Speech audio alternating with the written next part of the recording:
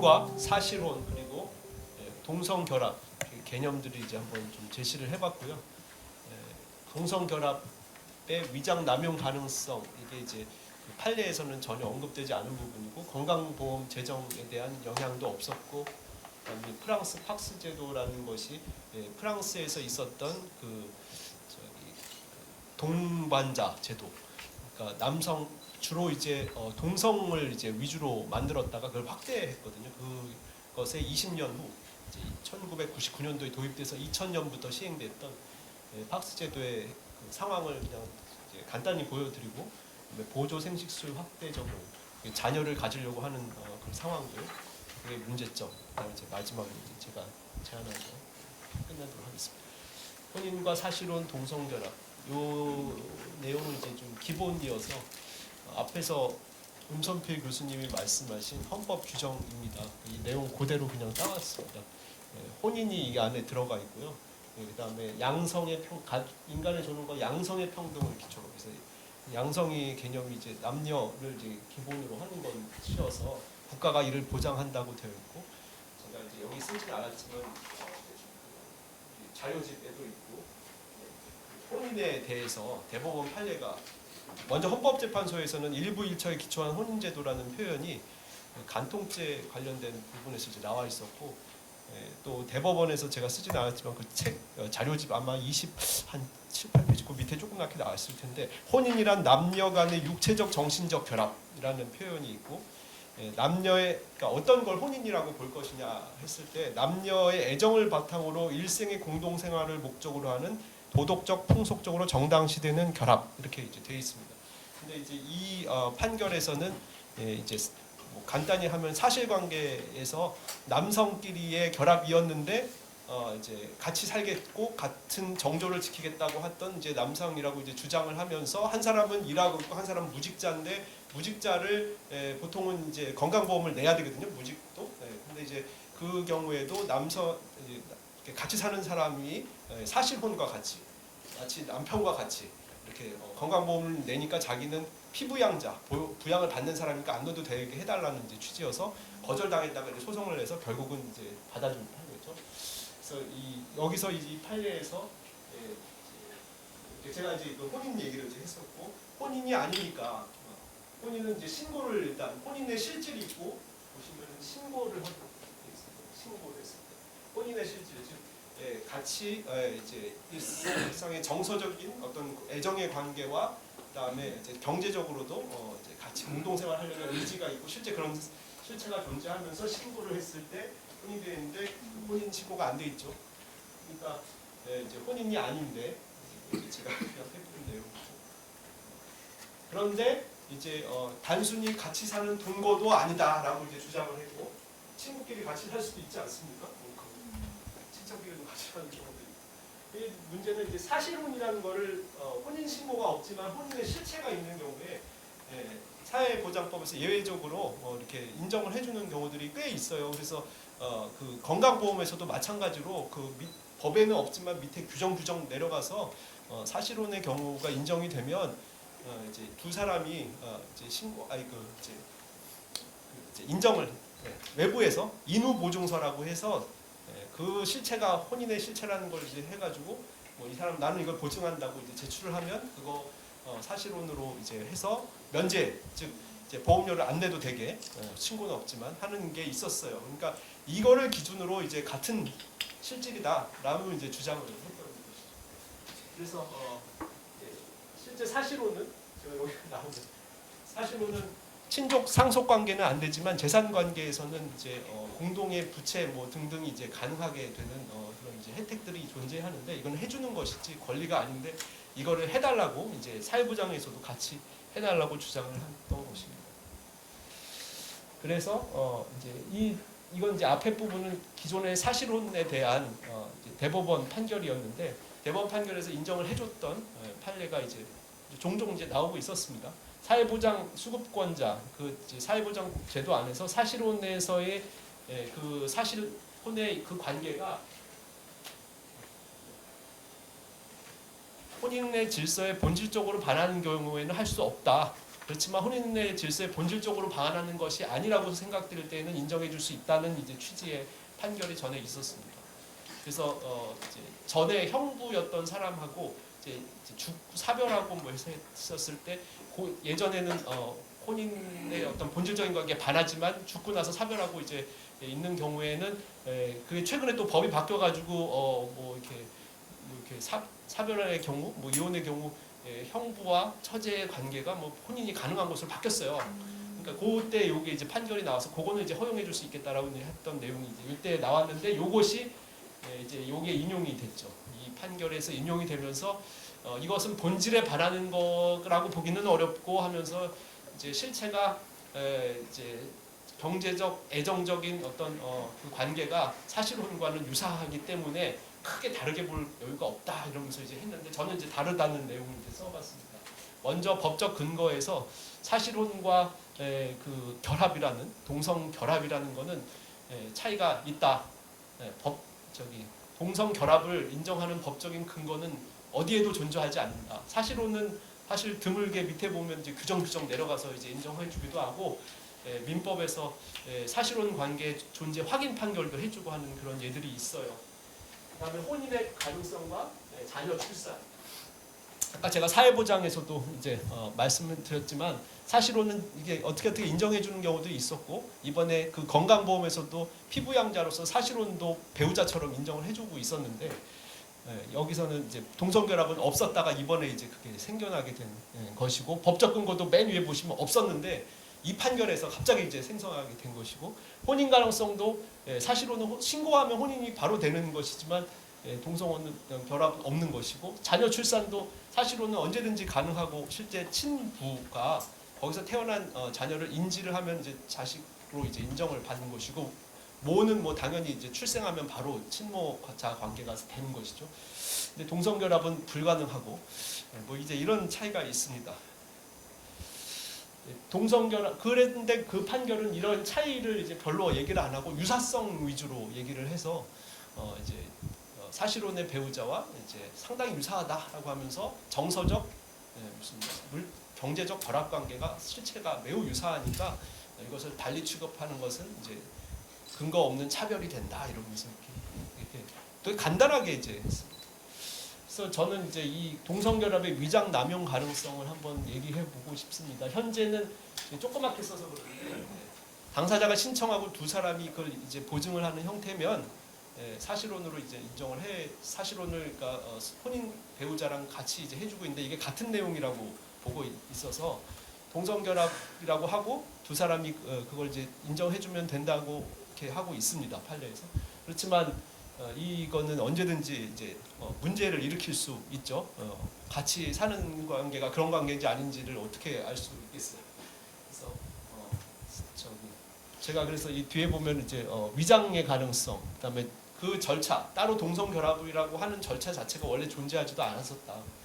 한 예를 그냥 몇 가지 제가 이제 이것은 상상을 해서 한번 해본 건데 두 번째 보면 따로 살던 동성의 친구가 한 사람이 실직을 해서 보험료 납부가 부과가 되니 이거 나 야 힘들다 하니까 그럼 같이 살면은 우리 한번 동성결합으로 한번 해볼까 뭐 해가지고 이제 이렇게 해서 면제를 한번 받아볼까 하는 상황에서 이거 걱정을 이제 덜기 위해서 같이 살면서 보험료 납부 면제되는 거를 이제 또 다른 친구한테 이거 좀 써달라고 해가지고 우리 동성결합으로 이거 내면은 면제받으니까 밥이나 같이 먹자 뭐 이런 식의 어떤 일이 있을 수 있잖아요.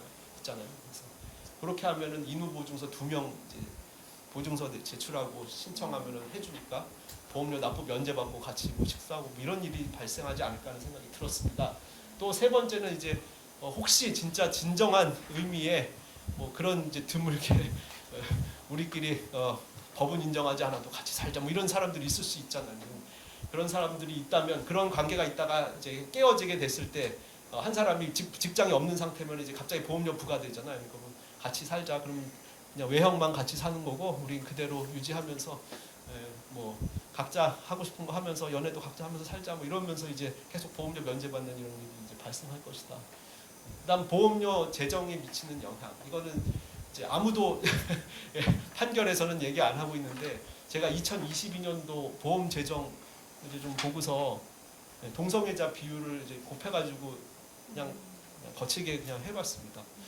동성애자 비율을 이제 2000년대 초반에 조사를 했었는데 0.3%로 보통 이게 실제 성행위를 하는 것까지인지 생각만 하는 건지 아직 명확하지는 않지만 한때 0.3%로 보통 0.3에서 0.1 왔다 갔다 얘기를 하던데 지금 조금 올라갔을 수도 있습니다. 그렇게 했는데 이것이 면제 대상자로 되려면 한 사람은 실직이고 한 사람은 이제 납부 대상자거든요. 그래서 둘이 같이 사는 경우니까 그게 이제 어느 정도인지 감이 안 잡혀서 그냥 한 3분의 1, 뭐 한 4분의 1, 뭐 이러면서 이제 한번 혼자서 둘 다 아닌 뭐 보험료를 안 내는 경우는 아니죠. 한 사람이 좀 유능하면 이제 같이 살 경우도 있겠지 하면서 제가 그냥 3분의 1에서 4분의 1로 그냥 계산을 해서 그러면 이제 0.3이 아니라 0.09가 3분의 1, 0.3 곱하거나 아니면 4분의 1을 되면은 하여튼 0.06 정도 돼요. 그러면 보험료 재정이 2022년도에 10조 3,900억, 그냥 10조 4천억 정도 되면은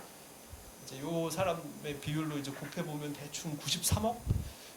이제 이게 0.09를 곱했을 때고 0.06을 곱하면 62억 정도 뭐 이렇게 이제 되고 이제 제가 이게 조금 이렇게 물결로 해서 늘렸던 거는 좀 그렇게 되면은 그걸 이제 위장할 사람들이 이제 좀 그 안으로 들어가게 돼서 조금 더 한 10%더 들어가지 않을까 이제 대충 생각을 해봤습니다. 근데 그 판결은 이런 거를 생각을 했을 것 같지만 별로 이제 전혀 언급하지 않았고 이런 지출에도 불구하고 이거를 인정해야 된다는 쪽에 워낙에 이제 강하게 갔던 것 같습니다.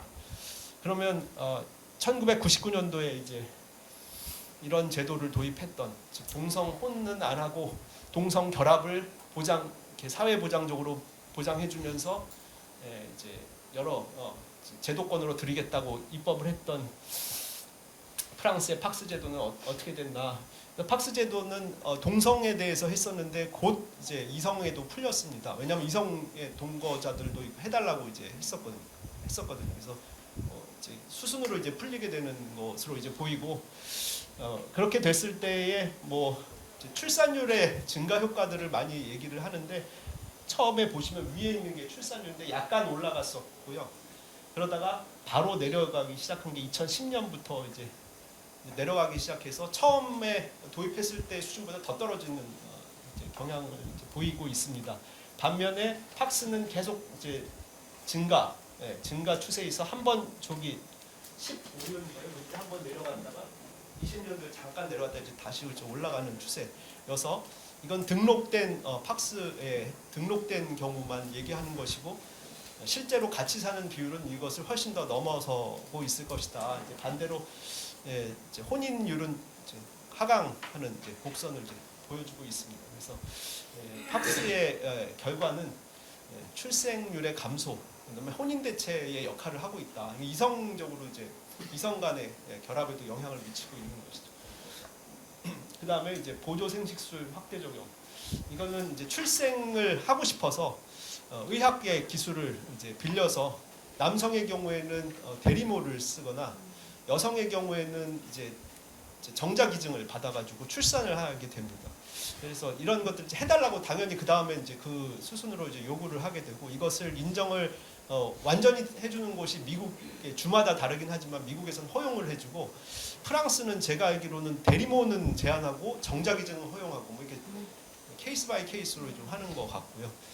그래서 이런 경우에 생명윤리에 이제 문제가 이제 제기가 되는데 이거는 이제 그 판례에서는 전혀 이제 다루지 않았던 이제 사후의 문제점들이 이제 나타나는 것들이고 이제 생명윤리에서 어떤 그 이제 대리모를 통해서 태어난 사람과 그 이제 출생하게 해준 그 이제 저기 정자를 제공해준 그렇죠. 정자를 제공해주고 난자를 제공해준 사람 그 사람이 부모냐 아니면 이제 당연히 그 사람이 부모라고 이제 주장을 하고 자기의 그 배를 통해서 자궁을 통해서 태어나게 해준 그 엄마는 그 진정한 엄마는 아닌 것이냐 뭐 이런 이제 사실 이제 그건 대리모를 인정해야만 아니라고 생물학적인 으로 이제 정자 난장을 제공해준 사람만 부모가 이제 될 수 있는 것은 대리모를 해줘야만 그게 되는 건데 그래서 그거를 이제 인정을 해주게 되는 것이고 그다음에 생명윤리적으로는 이제 정자를 선택해서 하게 되니까 우생학적인 문제가 이제 발생을 할 수 있다. 그리고 실제 출생한 사람들의 이제 내용은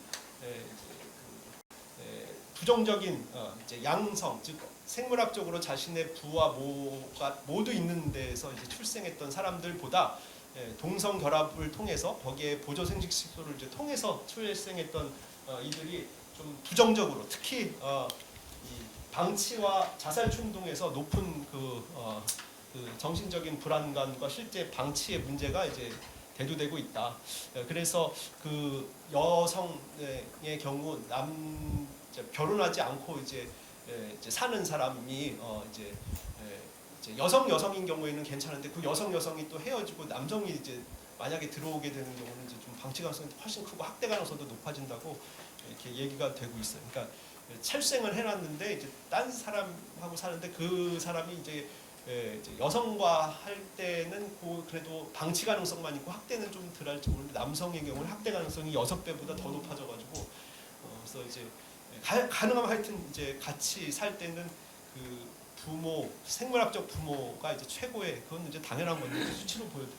당연히 이제 그렇게 돼 있다. 사법 적극주의라는 거는 이제 그 대법원 판례의 태도를 이제 문제 삼는 것입니다.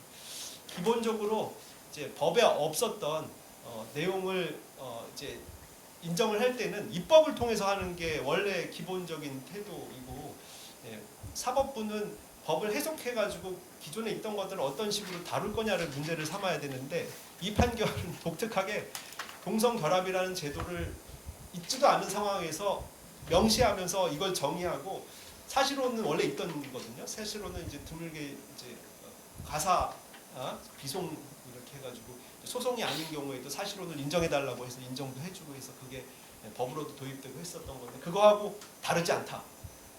그렇게 하면서 그냥 제도권으로 편입시켜 버렸어요. 그래서 이거는 입법부의 역할을 사법부가 이제 하는 것이다.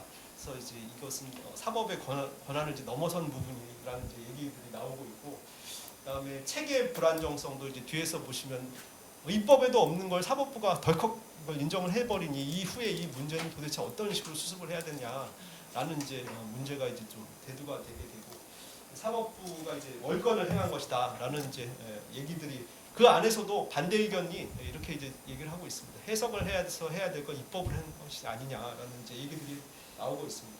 사회보장의 급부의 대상은 사법부가 판단하는 것이 아니고 입법으로 이제 정해지는 영역인데, 명백히 헌법에서 도출되는 입법 의무가 있다고 보기 어려운, 이건 이제 인정될 수가 없는, 법의 근거가 없는 상황에서 당시 평등권이라는 이름으로 이 새로운 형태의 어떤 혜택을 부과하는 것은 입법의 사법부에 위임된 권한 범위를 넘어서는 법질서 전체의 정합성에 반하는 것이 아니냐, 비판이 이제 대두가 되고 있습니다.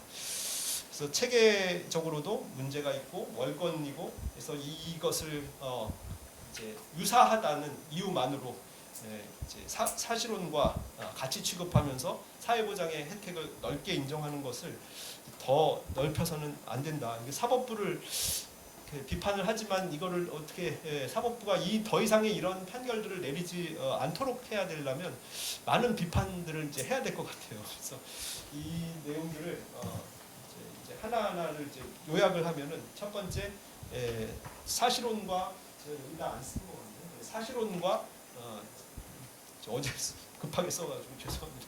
사실혼과 그 동성 결합의 차이점에 대해서 너무 이제 무관심 또는 이제 제대로 보지 않고 같은 것으로만 이제 유사한 것으로만 이제 보려는 그런 관점이 너무 마치 그것이 이제 마치 깨어 있는 무슨 어떤 법의식이냐 이런 이제 생각을 좀 가지고 있었던 것처럼 이제 보이고, 두 번째 위장된 부분에 대해서, 위장이라는 말을 썼을 텐데 위장된 부분을 전혀 걸러낼 수 있는 조치들이 취해지지 않았었다. 그리고 위형이 아니라 위장입니다. 첫 번째 주는. 그다음에 두 번째는 법적 근거가 없는데 이것을 사실혼과 비슷하게 취급했다. 세 번째는 동반자를 혼인 이렇게 했을 때 나타나는 영향에 대한 과연 그런 조사가 있었을까? 저는 없었다고 보고, 혼인율 저하와 출산율 저하 등의 부정적인 영향이 나타나고 있다.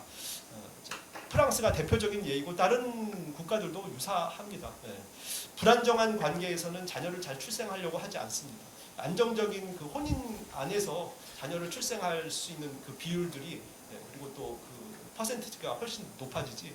이런 팍스를 통해서 아무리 혜택을 줘도 한 명 정도 아니면 무자녀인 경우가 많아서 출산율이 훨씬 떨어지게 됩니다.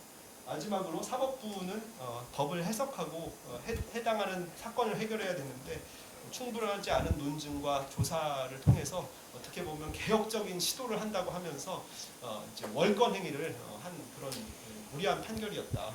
그래서 이런 일이 이제 여기서 이 판결 하나로 이제 제발 좀 끝났고 더 이상의 입법으로 이어지지 않게 이거를 좀 많이 비판하고 이 문제점을 좀 많이 알려야 된다고 생각합니다.